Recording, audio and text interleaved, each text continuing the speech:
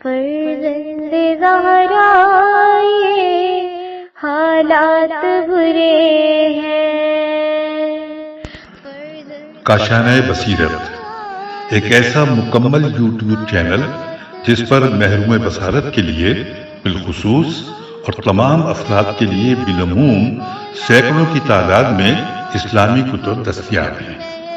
لہذا گزارش ہے کہ آپ اپنی ذمہ داری نبھاتے ہوئے کاشانہ بصیرت کو سبسکرائب کرنے کے ساتھ ساتھ بیل آئیکن کو پریس کیجیے تاکہ آپ علم کے حصول کے ساتھ ساتھ مذہب اہل بیت کی اشاعت میں بھی اہم کردار ادا کرتے رہیں۔ کاشانہ بصیرت۔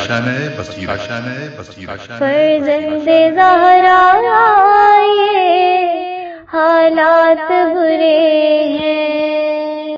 السلام علیکم ورحمۃ اللہ وبرکاتہ۔ سامعین، آپ سماعت فرما رہے ہیں آیت اللہ دستغیب شیرازی کی کتاب یقین۔ مترجم ہیں مولانا جمال احمد شہیدی صاحب۔ آج ہم آپ کے سامنے اس کی چوتھی ریکارڈنگ پیش کر رہے ہیں۔ صفحہ نمبر 67، فصل تیسری شروع ہو رہی ہے۔ عنوان ہے اہل یقین اور بقائے عالم۔ سورہ واقعہ کی آیت نمبر 95 اور 96 میں ارشاد باری تعالیٰ ہے، ان ھذا لہو الحق الیقین، بے شک یہ خبر یقیناً صحیح ہے۔ فسبح باسم ربک العظیم، تو اے رسول تم اپنے بزرگ پروردگار کی تسبیح کرو۔ جب تک روئے زمین پر اہل یقین اور صاحبان ایمان موجود ہیں یہ عالم باقی ہے اور اس کا نظام قائم ہے۔ دوسرے لفظوں میں عالم کی بقا کا سبب اہل یقین ہیں۔ کتاب کافی میں ایک باب اس عنوان سے ہے کہ اگر اس دنیا میں صرف ایک مومن بھی رہے تو یہی چیز مقصد خلقت کائنات کے حصول کے لیے کافی ہے۔ معلوم ہوا کہ روئے زمین پر مومن کا وجود انتہائی اہم ہے۔ قرآن مجید میں ہے، سورہ طلاق کی آیت نمبر 12 میں، خدا ہی تو ہے جس نے 7 آسمان پیدا کیے اور انہی کے برابر زمین کو بھی، ان میں خدا کا حکم نازل ہوتا رہتا ہے تاکہ تم لوگ جان لو کہ خدا ہر چیز پر قادر ہے اور بے شک خدا اپنے علم سے ہر چیز پر حاوی ہے۔ اس آیت شریفہ میں مسلمانوں اور زمین کی غرض خلقت، اللہ تعالیٰ کے علم اور قدرت کی معرفت کا حصول بیان کیا گیا ہے۔ اس پر غور کرنے سے اہل ایمان و یقین کو مزید اطمینان حاصل ہوگا۔ وہ دل سے خدا کی وحدانیت کی تصدیق کریں، اعلیٰ اور عرفہ مقام تک رسائی حاصل کر لیں، ایسا اعلیٰ اور عرفہ مقام جہاں شکوک و شبہات کا گزر تک نہیں ہوتا اور ان کے ایمان میں معمولی سی بھی لغزش پیدا نہیں ہوتی، اور جنت و جہنم اور آخرت پر یقین رکھنے والے ہو جاتے ہیں، جیسا کہ سورہ بقرہ کی 5ویں آیت میں ارشاد باری تعالیٰ ہے، وہ اپنے ذرہ برابر اعمال کی جزا اور سزا پر مکمل یقین رکھنے والے ہوتے ہیں، جیسا کہ سورہ زلزلہ کی 8ویں آیت میں ہے کہ جس نے ذرہ برابر بھی نیکی کی ہوگی وہ بروز آخرت اسے دیکھ لے گا، اور جس نے ذرہ برابر بدی کی ہوگی وہ بروز آخرت اسے دیکھ لے گا۔ یقین سے مراد دل کا نور ایمان سے منور ہو جانا ہے۔ اس کی کوئی اصطلاحی تعریف نہیں ہے، بس جس کا دل روشن ہو جائے، شکوک و شبہات کی تاریکی اس سے دور ہو جائے اور اس میں شرک نہ پایا جاتا ہو، وہی اہل یقین ہوتا ہے۔ ایسے ہی علم اور اہل یقین بننے کے لیے احادیث میں زور دیا گیا ہے۔ حضرت صلی اللہ علیہ وآلہ وسلم فرماتے ہیں، علم و دانش حاصل کرو خواہ وہ چین ہی میں کیوں نہ ہو، اور حضرت علی علیہ السلام فرماتے ہیں، لوگوں کے 3 گروہ ہیں، اول عالم، دوسرا نجات کے راستے پر رہتے ہوئے علم حاصل کرنے والے یعنی یقین کے راستے پر گامزن، اور تیسرا بیکار و فضول لوگ۔ حضرت علی علیہ السلام نے لوگوں کے 3 گروہ بتائے ہیں، عالم یعنی عالم جو کہ یقین کی منزل تک پہنچ چکا ہو، متعلم یعنی جو یقین کے راستے پر چلنے کا خواہاں ہو، اور اسے طلب کرنے اور اسے طلب کرے، اور تیسرا گروہ ہے ہمج را، یعنی وہ جو بیکار، بالکل بیکار و فضول ہوں، جس کے سر میں دنیا کا سودا سما گیا ہو اور وہ خدا کے بارے میں کچھ نہیں سوچتا، بس اس کی تمام تر کوششوں کا محور دنیا ہی ہوتی ہے۔ مختصر یہ کہ اہل یقین بہت کم ہیں، اور اگر کسی شہر میں ایک بھی اہل یقین ہو تو اس کی برکت سے آسمانی برکتیں نازل ہوتی ہیں، بلائیں دور ہو جاتی ہیں۔ عالم کو ایسے افراد کے لیے خلق کیا گیا ہے۔ ایسے ہی ایک اہل یقین کے واقعے کو بطور مثال مظاہرہ فرمائیں۔ جناب دانیال اور شیر، صفحہ نمبر 70 ہے۔ جناب دانیال کے حالات زندگی میں ملتا ہے کہ ایک مرتبہ بخت نصر نے آپ کو گرفتار کر لیا اور قتل کرنے کے لیے گہرے کنویں میں خوفناک شیر چھوڑ کر آپ کو اس میں ڈالنے کے بعد یہ حکم دیا کہ کنویں کے بالائی حصے کو کسی چیز سے ڈھانک کر بند کر دیا جائے۔ چنانچہ ایسے ہی کیا گیا۔ حضرت دانیال شیر کے ساتھ اس کنویں میں بند کروا دیے گئے۔ کسی کو بھی اس کنویں کے قریب جانے کی اجازت نہیں تھی۔ اللہ تبارک و تعالیٰ نے اس زمانے کے ایک پیغمبر پر وحی نازل فرمائی کہ فلاں مقام پر کھانا لے کر جاؤ۔ وہ پیغمبر کھانا لے کر وہاں پہنچے، کنویں کے کنارے کو شگافتہ کیا، دیکھا کہ کنویں کے اندر شیر بڑے ادب سے حضرت دانیال کے سامنے بیٹھا ہے۔ جب کھانا دانیال کو پہنچایا تو انہوں نے کہا الحمدللہ الذی لا ینسی من شکرا، یعنی تمام تعریفیں اس خدا کے لیے ہیں جو اپنا شکر ادا کرنے والے بندے کو فراموش نہیں کرتا۔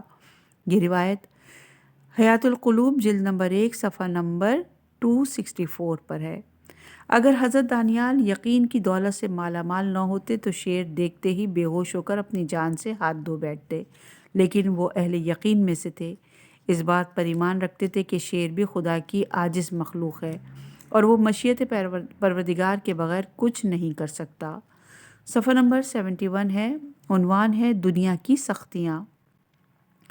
دعائے نیمہ شعبان میں ہم پڑھتے ہیں بار الہ مجھے ایسا یقین عطا فرما جس کی برکت سے مجھ پر دنیا کی سختیاں آسان ہو جائے۔ معلوم ہوا کہ جب انسان کے قلب میں نور یقین پیدا ہو جاتا ہے تو اس پر دنیا کی سختیاں آسان ہو جاتی ہیں، کیونکہ وہ اس بات پر یقین رکھتا ہے کہ جن چیزوں کا بھی اسے سامنا کرنا پڑتا ہے وہ سب ایک مقدر شدہ فیصلے کے مطابق ہیں اور انہی میں اس کی بھلائی ہے۔ یہی سوچ کر اسے ایک قسم کا اطمینان حاصل ہو جاتا ہے اور دنیا کی مصیبتیں اس کے سامنے کوئی حقیقت نہیں رکھتی۔ دعا کے اس جملے سے ضمناً یہ بات بھی ثابت ہو جاتی ہے کہ ایمان اور یقین عطیہ خداوندی ہے۔ کتاب کافی میں ہے کہ ایمان اللہ کی جانب سے ہبہ ہوتا ہے۔ مذکورہ کتاب میں اس عنوان سے ایک پورا باب موجود ہے۔ البتہ ایمان کے اللہ کی طرف سے ہبہ ہونے کا مطلب یہ نہیں کہ انسان کوئی کوشش نہ کرے، بلکہ اسے چاہیے کہ تحصیل ایمان کے لیے مسلسل کوشش کرتا رہے تاکہ خداوند عالم اسے ایمان و یقین کی زیادہ سے زیادہ دولت عطا فرمائے۔ صفحہ نمبر 72، عنوان ہے ایمان میں اضافہ۔ علم عقائد میں اس موضوع پر کافی بحث موجود ہے، کیا ایمان میں اضافہ ہو سکتا ہے یا نہیں۔ اس بحث کے بعد محققین کرام ظاہر آیت قرآنی اور روایات کی روشنی میں اس نتیجے پر پہنچتے ہیں کہ ایمان میں کمی اور زیادتی واقع ہو سکتی ہے، جیسا کہ سورہ انفال کی 2 آیت میں ارشاد رب العزت ہے، اور جب ان کے سامنے اس کی آیتیں پڑھی جاتی ہیں تو ان کے ایمان کو اور بھی زیادہ کر دیتی ہیں۔ اس آیت مبارکہ سے بخوبی واضح ہو جاتا ہے کہ ایمان میں اضافہ ہو سکتا ہے تو اس میں کمی کا امکان بھی رہتا ہے۔ محقق طوسی فرماتے ہیں ایمان کا تعلق 2 چیزوں سے ہوتا ہے، ایک کسی شے پر یقین اور دوسرے اس کی مخالف صورت نہ ہونے پر یقین۔ اور اگر انسان سے بلند منزل کی طرف رواں دوا ہو اور اگر انسان اس سے بلند منزل کی طرف رواں دوا ہو تو یہ انکشاف شیئی ہے۔ انکشاف شیئی یعنی کسی چیز کا اس طرح واضح ہو جانا کہ اس میں کوئی شک نہ پایا جاتا ہو۔ ایمان کی یہ اعلیٰ منزل ہر شخص کو نصیب نہیں ہوتی۔ ایک عام آدمی کے ایمان و یقین اور حضرت سلیمان فارسی کے ایمان و یقین میں فرق پایا جاتا ہے۔ یہی نہیں بلکہ کتب اور احادیث اور صحیفہ سجادیہ کی روشنی میں واضح ہو جاتا ہے کہ انبیاء علیہم السلام کے ایمان و یقین کے مختلف درجات ہیں۔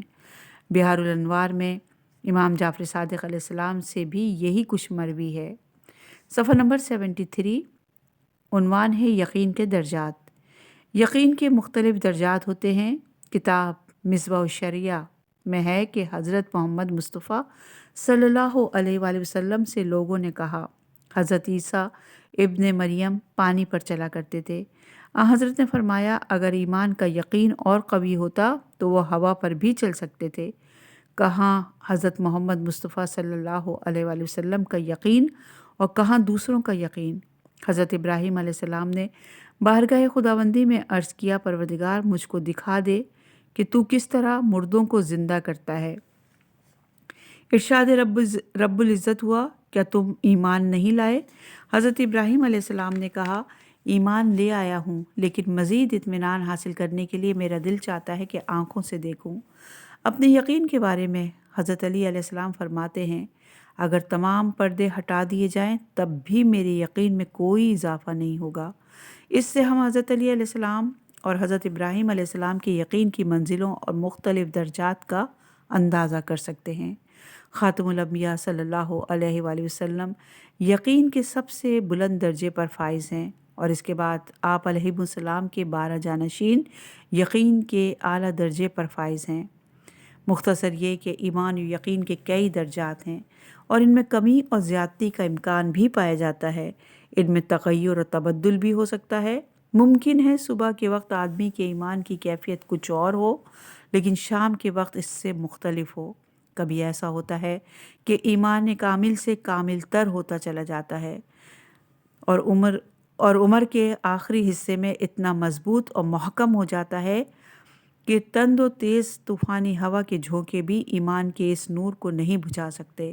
لیکن اس کے برعکس کبھی ایسا بھی ممکن ہے کہ بعض اسباب کی وجہ سے ایمان میں کمی واقع ہوتی چلی جائے۔ صفحہ نمبر 74، عنوان ہے کار خیر سے ایمان میں اضافہ۔ کار خیر سے ایمان و یقین میں اضافہ ہوتا ہے۔ جب انسان خلوص نیت کے ساتھ خدا کی بندگی کرتا ہے تو اس کا ایمان بڑھتا چلا جاتا ہے۔ نماز، روزہ، ذکر الہی، تلاوت قرآن، راہ خدا میں مال خرچ کرنا، برادر مومن کی حاجت کو پورا کرنا کار خیر ہیں۔ مختصر یہ کہ ہر وہ کام جس میں خوشنودی خدا کے علاوہ اور کوئی غرض نہ ہو، ایمان میں اضافے کا باعث ہوتی ہے۔ اللہ فی اللہ، اچھے لوگوں کی صحبت میں بیٹھنا اور صاحبان یقین کے ساتھ رہنا بلا شبہ ایمانی قوت کو پختہ کر دیتا ہے۔ اس کے برعکس گناہوں کا ارتکاب کرنے والے بلکہ مکروہ کام کرنے سے بھی ایمان میں کمی واقع ہوتی ہے۔ حالانکہ بہت سے لوگ مکروہ فعل کو یہ سمجھ کر کرتے رہتے ہیں کہ اس سے نور ایمان میں کوئی فرق نہیں پڑتا، جبکہ اس کی تائید میں حضرت یوسف علیہ السلام کا یہ واقعہ پیش کیا جا سکتا ہے جو کتاب کافی میں موجود ہے۔ صفحہ نمبر 75، اور واقعہ ہے حضرت یوسف کی ہتھیلی کا نور۔ امام جعفر صادق علیہ السلام سے مروی ہے کہ حضرت یوسف علیہ السلام نے اپنے والد حضرت یعقوب علیہ السلام اور اپنے بھائیوں کو مصر آنے کی دعوت دی۔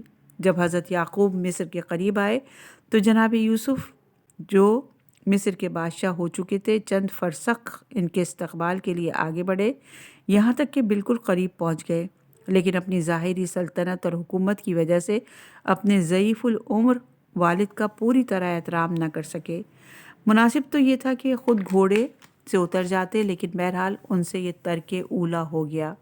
ترک اولا یعنی انہوں نے کوئی ناجائز کام نہیں کیا تھا، بلکہ ایک چیز جو بہتر تھی اور اسے بجا لانا چاہیے تھا، بجا لا نہ سکے۔ اس ترک اولا کا سرزد ہونا تھا کہ جبرائیل علیہ السلام ان پر نازل ہوئے اور کہا، اپنے ہتھیلی کی طرف دیکھو۔ جب حضرت یوسف نے ہتھیلی پر نظر ڈالی تو دیکھا کہ ان کے ہاتھوں میں پایا جانے والا نور ہاتھ سے نکل چکا ہے۔ حضرت جبرائیل علیہ السلام نے فرمایا، اسی کام یعنی ترک اولا کی وجہ سے نور نبوت آپ کی نسل سے نکل گیا ہے۔ یہی وجہ ہے کہ جناب یوسف کی نسل سے کوئی پیغمبر نہیں ہوا۔ ذرا غور فرمائیے کہ جب ایک ترک اولا کا طبعی طور پر اپنا گہرا اثر پڑتا ہے تو مکروہ اور حرام کا کتنا برا اثر پڑتا ہے۔ ہر شخص کو چاہیے کہ خود اپنا جائزہ لے اور کوئی ایسا فعل سرزد نہ ہونے دے جو ایمان میں کمی کا باعث ہو۔ کہیں ایسا نہ ہو کہ موت کے وقت شیطان ایمان کا خاتمہ کر دے، بلکہ اپنے آپ کو گناہوں سے محفوظ رکھتے ہوئے ایمان کو اتنا مضبوط بنانا چاہیے کہ جب وقت آخر شیطان بہکانے کے لیے قریب آئے تو اسے ذلیل و خوار ہو کر مایوس لوٹنا پڑے۔ قرآن مجید کی آیتیں شاہد ہیں کہ وہ لوگ جو گناہ کرتے ہیں، آیات خدا کی تکذیب کرتے ہیں اور ان کا مذاق اڑاتے ہیں، تو اس طرح پے در پے اور کثرت سے گناہ کرنے کی وجہ سے اور توبہ نہ کرنے کے باعث ان کا دل ایمان سے خالی ہو جاتا ہے۔ اے خوف زدہ لوگوں کو امن و قرار دینے والے خدا، اے امن و امان فراہم کرنے والے اور پناہ دینے والے پروردگار، ہم تیری ہی پناہ چاہتے ہیں۔ انسان جب اپنی زندگی کے آخری لمحات کے بارے میں سوچتا ہے تو اس کی کیا حالت ہو جاتی ہے۔ وقت آخر اپنے ایمان کی حفاظت کے لیے دعائے عدیلہ پڑھنی چاہیے، اور جس میں بندہ اپنا ایمان خدا کے سپرد کرتے ہوئے یہ کہتا ہے کہ پروردگار، میں اپنا ایمان تیرے سپرد کرتا ہوں، موت کے ہنگام میرا ایمان مجھے لوٹا دینا، اس لیے کہ انت خیر المستودع، یعنی تو سب سے بہتر امانت دار ہے۔ کم از کم کوئی ایسا دروازہ ہو جہاں سے علاج ہو سکے، کیسا بھی درد ہو دوا وہاں سے مل جاتی ہے، اگر خوف و خطر لاحق ہو جائے تو وہاں سے لطف و کرم مل جاتا ہے، البتہ کوئی مانگے تو صحیح۔ سچے مانگنے والے اور خدا کی بارگاہ میں صدق دل سے رجوع کرنے والے کتنے کم ہیں۔ صفحہ نمبر 77۔ عنوان ہے بغض و عناد کا خاتمہ۔ معمولی باتوں سے متاثر ہو کر آپس میں بغض اور عناد اور حد آخر کیوں؟ دوبارہ پڑھتے ہیں اس جملے کو۔ معمولی باتوں سے متاثر ہو کر آپس میں بغض اور عناد اور حسد آخر کیوں؟ بہت کم لوگ ہیں جن کے دل بغض اور عناد سے خالی ہوں۔ اس کی اصل وجہ دل کا یقین کی دولت سے محروم ہونا ہے۔ حضرت علی علیہ السلام فرماتے ہیں کہ کم از کم انسان کو اس بات کا یقین ہونا چاہیے کہ تمام کام خدا کے قبضۂ قدرت میں ہیں اور مشیت پروردگار کے بغیر کچھ نہیں ہوتا، تو پھر اپنے مد مقابل اور دشمن کی ترقی پر جلنا اور کڑنا کیسا، اس کا غم کھا کر گھلنا کیسا؟ اور پھر اس کے بعد یقین کی وہ راسخ منزل بھی آ جانی چاہیے جب انسان کا اس پر پختہ یقین ہو کہ چھوٹا بڑا ہر کام خدا کے ہاں مقدر ہو چکا ہے۔ ایسے ہی یقین صادق کی دعائے ابو حمزہ صومالی میں یوں خواہش کی گئی ہے: خداوند مجھے ایسا یقین صادق عطا فرما کہ میں اچھی طرح سمجھ لوں کہ جو کچھ تو نے میرے لیے لکھ دیا اس کے علاوہ کچھ اور مجھے نہیں مل سکتا۔ جب ہم نے اچھی طرح جان لیا کہ نفع اور نقصان خدا کے ہاتھ میں ہے، اور اگر وہ کسی کو نقصان پہنچانا چاہے تو کوئی اسے نہیں روک سکتا، اور اگر وہ کسی کو فائدہ پہنچانا چاہے تو کوئی اسے روک نہیں سکتا، جیسا کہ سورہ یونس کی آیت نمبر 107 میں ارشاد پروردگار ہے۔ اور یاد رکھو، اگر خدا کی طرف سے تمہیں کوئی برائی چھو بھی گئی ہو تو اس کے سوا کوئی اس کا دفع کرنے والا نہ ہوگا، اور اگر تمہارے ساتھ بھلائی کا ارادہ کرے تو پھر اس کے فضل و کرم کا پلٹانے والا بھی کوئی نہیں۔ اب اس آیت کی روشنی میں ذرا سوچیے اور غور کیجیے کہ اگر آپ کا دشمن ترقی کر گیا تو اس میں جلنے اور کڑنے کی کیا بات ہے؟ کیا حسد کرنے کی وجہ سے اس کی ترقی رک جائے گی؟ اور جب خدا کسی بندے پر اپنا فضل و کرم کرنا چاہتا ہے تو کیا کوئی اس کی راہ میں حائل ہو سکتا ہے؟ صفحہ نمبر 79۔ عنوان ہے ایمان کا دوسرا درجہ۔ حضرت علی علیہ السلام ایک مقام پر ایمان کامل کے 4 بنیادی ارکان کا تذکرہ کرتے ہوئے فرماتے ہیں: پہلا رکن صبر، دوسرا رکن یقین، تیسرا عدل اور چوتھا جہاد ہے۔ صبر کے بارے میں گفتگو کی جا چکی ہے، آج ایمان کے اس دوسرے درجے یقین کا تذکرہ ہوگا۔ ایمان یقین پر موقوف ہے۔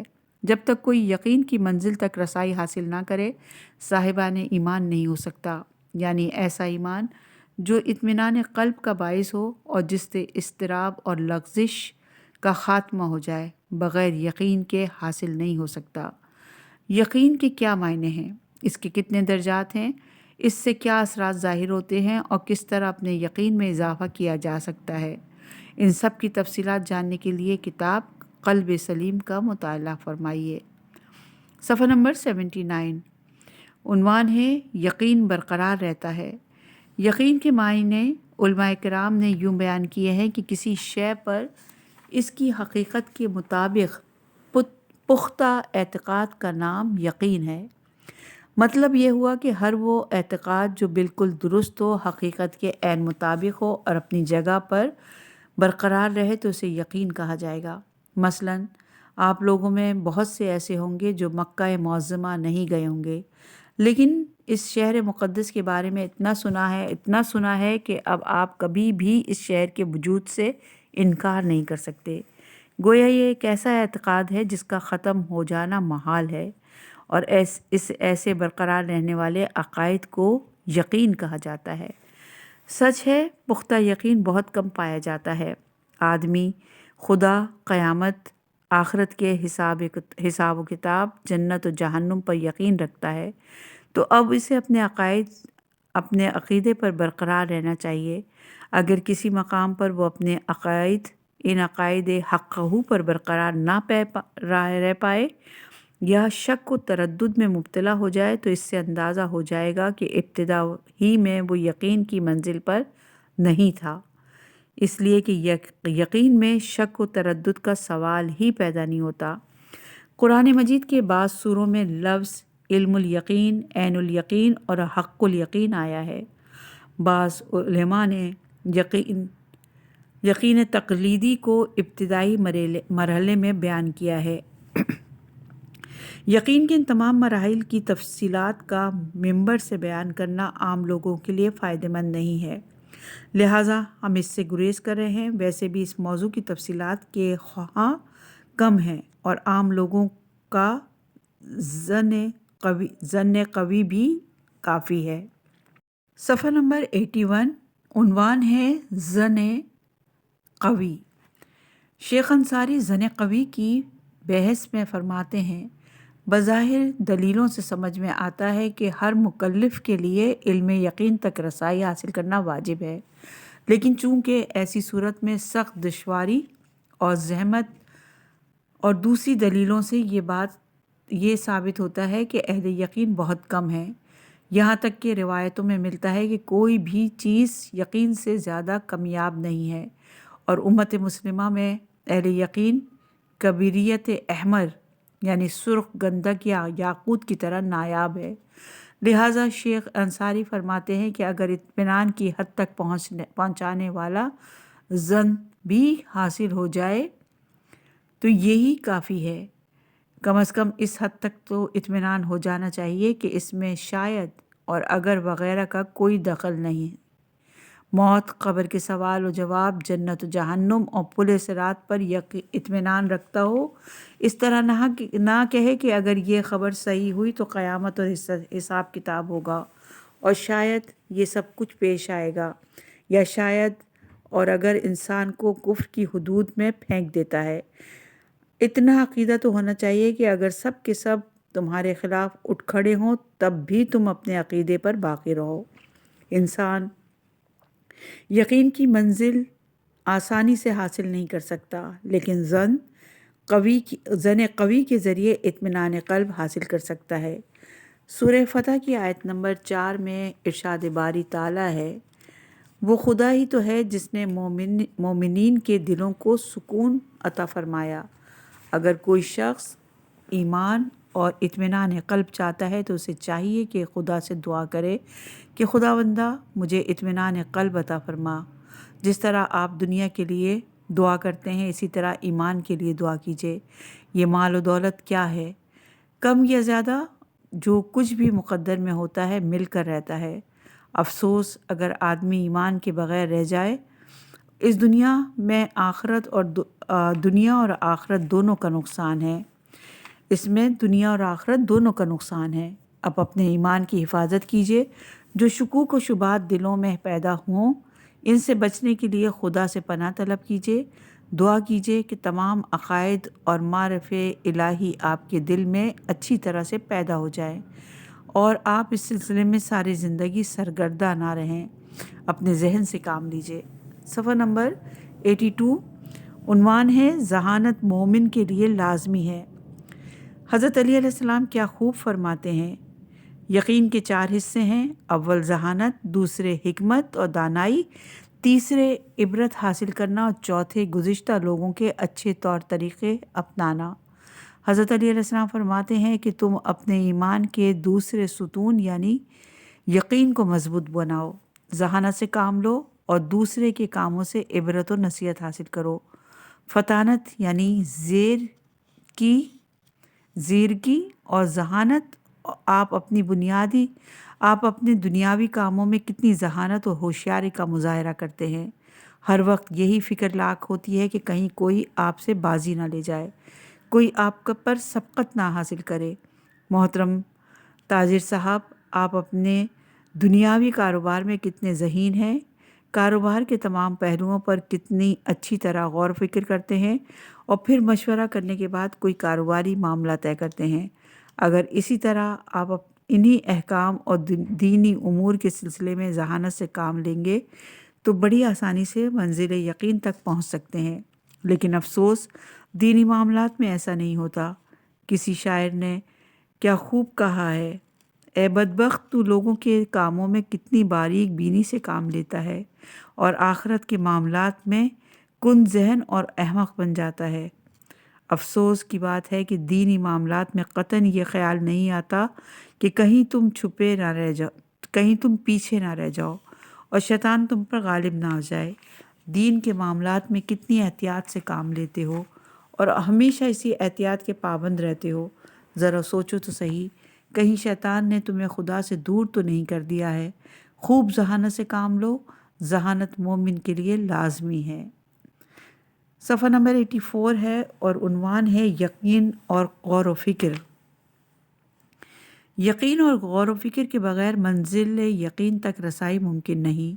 کسی کام میں خوب اچھی طرح غور و فکر کرو اور اپنے اور ہونے والے واقعات سے عبرت حاصل کرو۔ اس طرح تم معرفت پروردگار حاصل کر سکو گے اور آخرت پر ایمان پختہ ہو جائے گا۔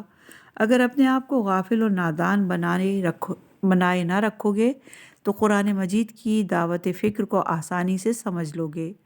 قرآن حکیم نے بنی نوع انسان کو کیا دعوت دی ہے؟ پہلے تو خداوند متعال نے انسان کو عقل عطا کی اور اس کے بعد اس سے کہا تم اس کے ہوتے ہوئے حماقت نہ کرو۔ تم روزانہ اللہ کی کتنی نشانیوں کو دیکھنے کے باوجود اس سے عبرت حاصل نہیں کرتے اور انکار کر دیتے ہو۔ ان نشانیوں کے ذریعے خدا کو یاد نہیں کرتے، ورنہ درخت پتا پتا وحدہ لا شریک کہتا ہے۔ کسی شاعر نے کیا خوب کہا ہے، درختوں کے سبز پتے ہر ہوشیار اور ذہین شخص کے لیے خداوند عالم کی معرفت حاصل کرنے کے لیے ایک بڑی کتاب ہے۔